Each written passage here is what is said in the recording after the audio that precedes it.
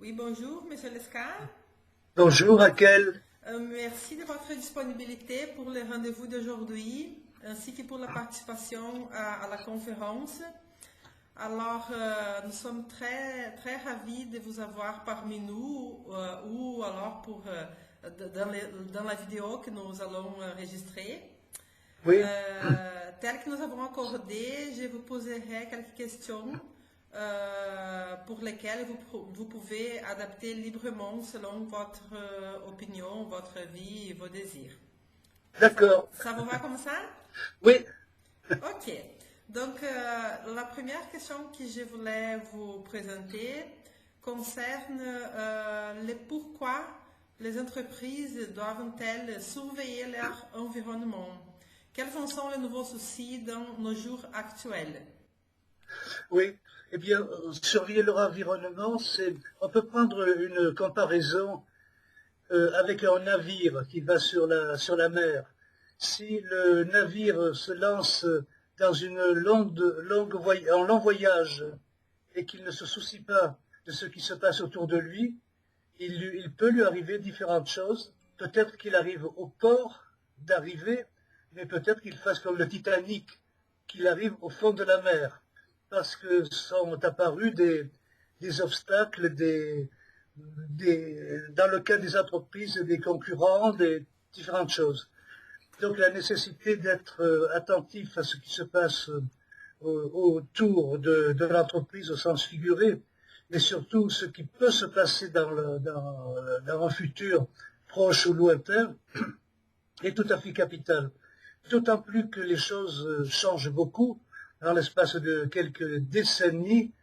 Par exemple, maintenant le souci est très grand de rupture, alors qu'avant, lorsqu'elle était dans une activité économique, eh bien, ma foi, elle pouvait durer 10, 15, 20, 30 ans et même plus.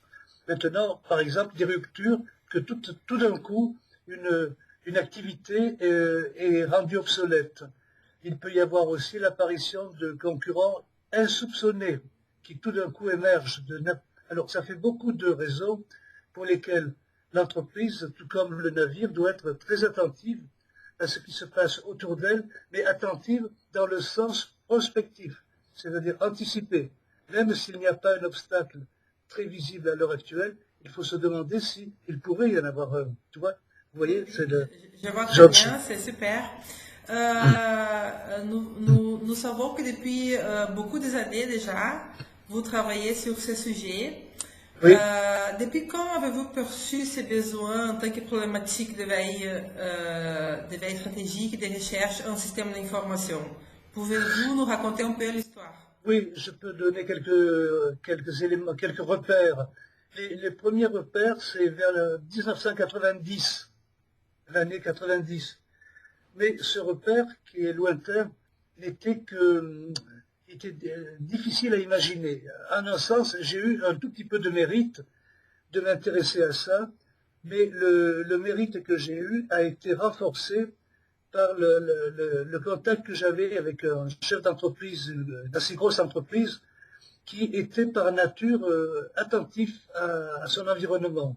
Ce n'était pas un intellectuel mécanique ou comptable, c'était quelqu'un qui, d'une certaine façon, imaginait un peu ce qui pourrait se passer. Alors, de ma propre initiative, j'avais pris contact avec lui et il s'est trouvé que nous avons été parfaitement en bon accord et j'étais amené à mettre en place dans son entreprise, c'est une grande entreprise, un dispositif de veille anticipative, évidemment avec l'aide des personnes de l'entreprise. J'ai seulement donné les idées directrices. Et pour moi, c'était un début. Et pour eux, c'était un début aussi. Donc ça a été merveilleux de débuter ensemble. Ensuite, des années sont passées et je n'ai pas toujours rencontré des dirigeants d'entreprise aussi ouverts sur le futur. Et l'inverse, j'ai pu trouver des gens vraiment bornés. C'était pas des, c'était pas des anticipatifs, c'était des comptables Oui, qui je vois comptent bien. toujours au fur et à mesure. Eh bien, les choses ont évolué, mais très lentement. Maintenant, nous sommes en 2016, bientôt 2020. On parle beaucoup de veille stratégique anticipative. C'est nous qui avons inventé le vocable, d'ailleurs. Nos amis universitaires étaient fâchés, disaient « Qu'est-ce que c'est ce vocabulaire? Ça n'existe pas. » Enfin bref, maintenant qu'on approche des années 2020, les entreprises parlent beaucoup de veille stratégique, de signaux faibles même, mais pour dire la vérité, ça n'avance pas très vite. Seulement certaines avancent vite, mais d'autres sont toujours à la remorque.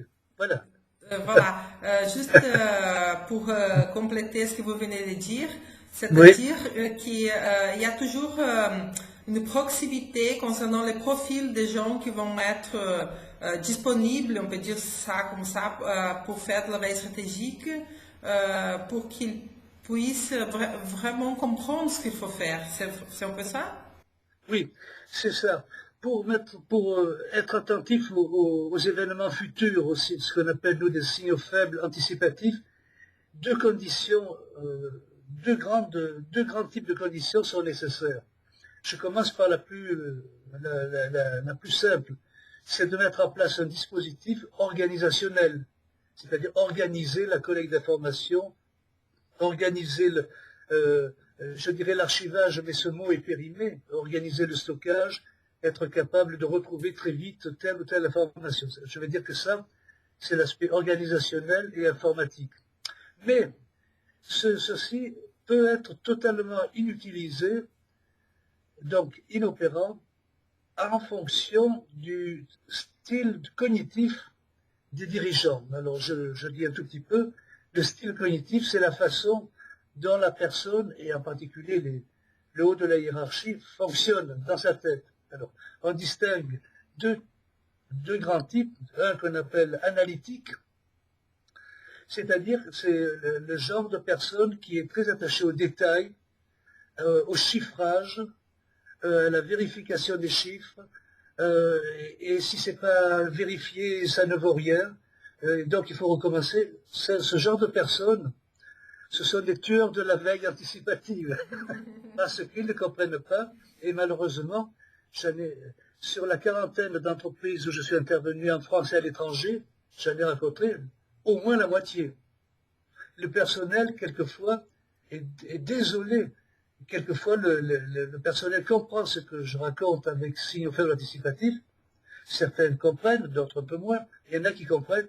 Et lorsqu'ils entendent leur patron dire « ça vaut rien, je veux pas ça, je veux des choses vérifiées », alors ces pauvres personnes baissent les bras et se disent on n'ira peut-être pas toujours bien loin avec celui-là. Alors, l'autre style cognitif, on l'appelle holistique, ou avec d'autres mots quelquefois, c'est-à-dire une personne qui n'a pas besoin de précision chiffrée, n'a pas besoin de grands détails, de grandes explications.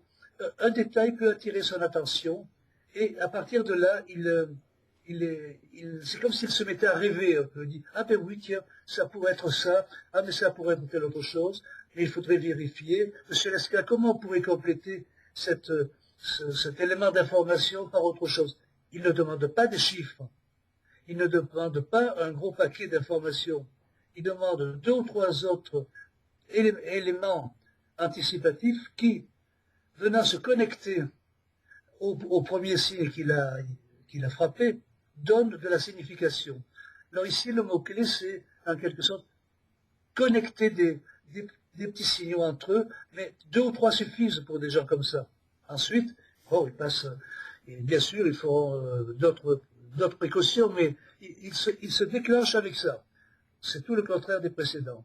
Donc, pour mettre en place la collecte des signaux faibles, c'est ça, avoir la chance que les gens à qui on s'adresse et le cerveau qui fonctionne comme ça, un peu presque un artiste d'une certaine façon, mais artiste éclairé, et puis les autres, il vaut mieux pas insister avec les autres. Voilà, c'est-à-dire que le style cognitif du patron, du directeur, il peut se présenter comme étant une grande barrière pour faire de la veille stratégique, c'est bien ça qu'on peut dire. C'est tout à fait juste. Plus qu'une barrière, un ennemi, carrément. Un ennemi, ok. Oui. Oui. Ah, mais j'en ai rencontré, hein. Matériel et de l'autre côté psychologique. Matériel, ça veut dire que il y a de plus en plus d'outils informatiques qui peuvent être appropriés pour le captage des informations, pour la détection, mais ces outils sont probablement coûteux et il n'y a pas beaucoup de personnel qui est suffisamment averti de ces outils. C'est une difficulté qui n'est pas la plus grosse, mais enfin elle existe. Donc difficulté de budget et difficulté technologique. Mais l'autre difficulté, elle est vraiment dans comprendre quelles sont les informations qui sont anticipatives. Et les gens ne sont pas préparés à ce genre de choses, que ce soit le personnel ou que ce soit même les dirigeants. Ici, la difficulté, elle est d'avoir quelques exemples bien significatifs d'informations anticipatives pour que les personnes comprennent de quoi il s'agit. Donc, c'est d'un côté la psychologie et d'autre côté le matériel, quoi, les équipements.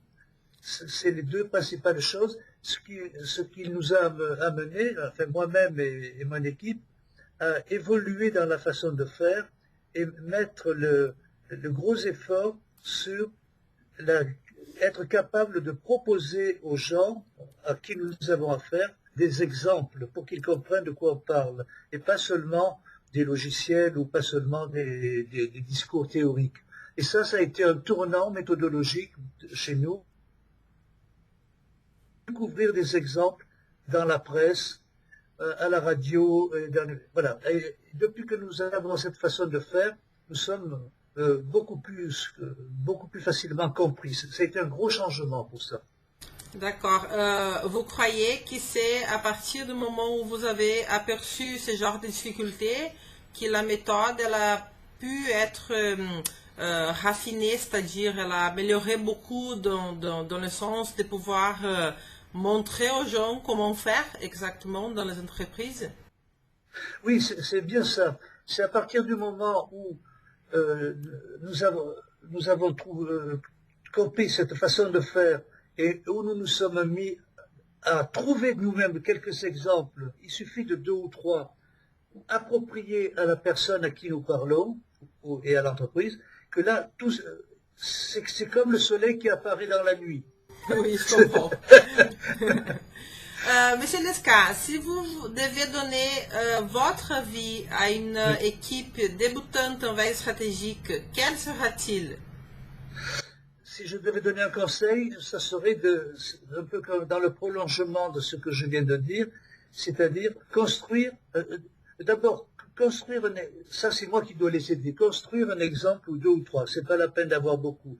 Mais ensuite, de se mettre en situation, que ce soit dans les journaux, dans la radio, de trouver des exemples qui paraissent appropriés.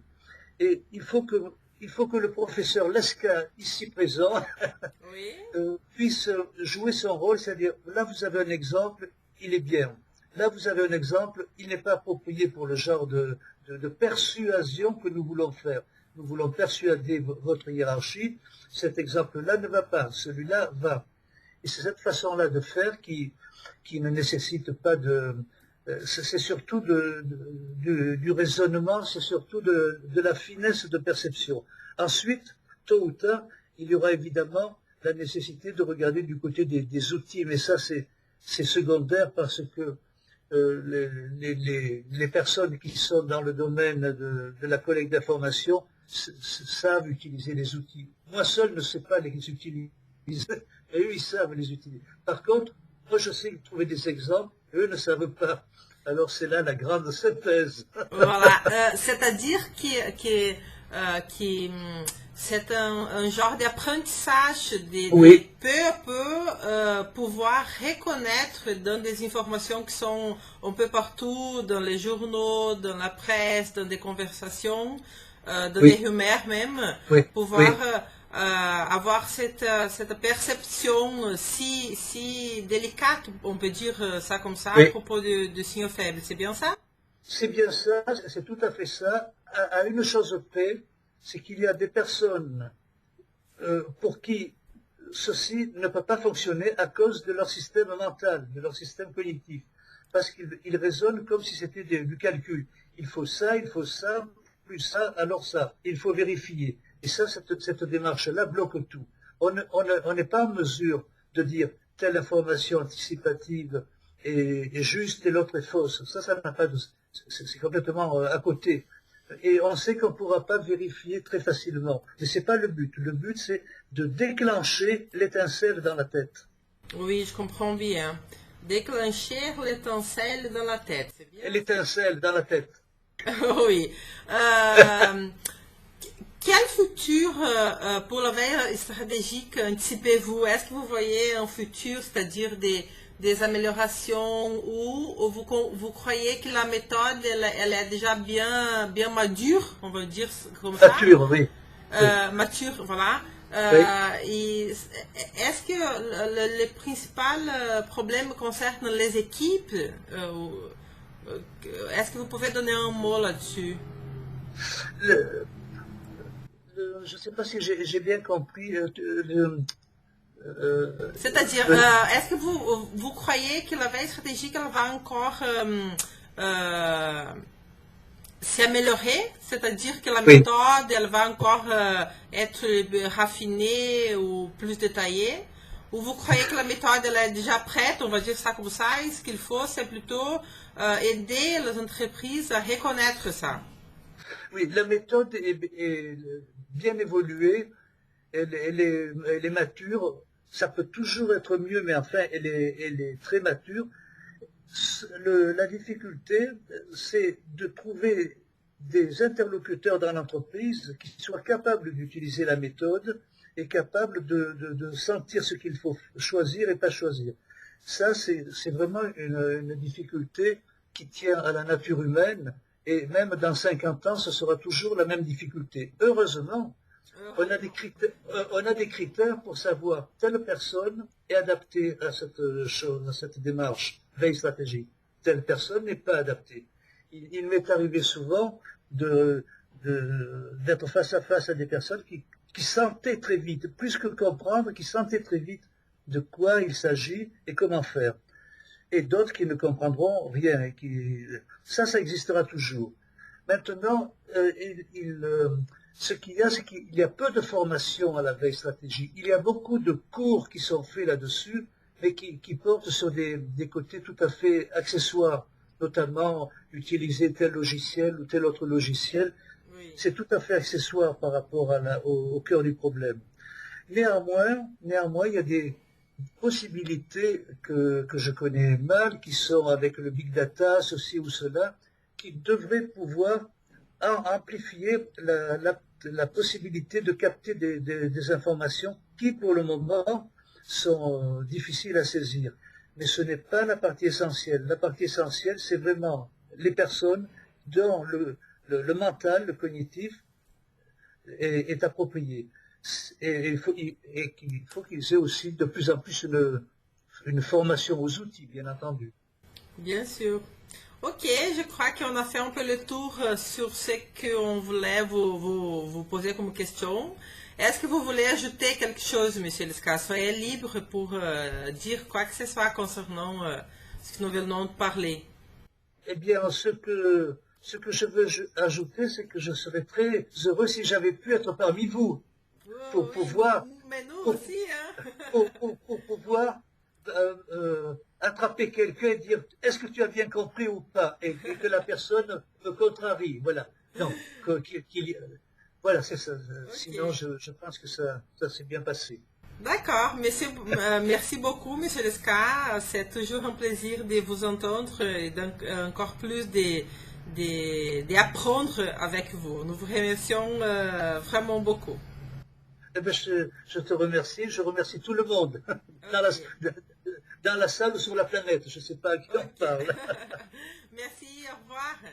Au revoir.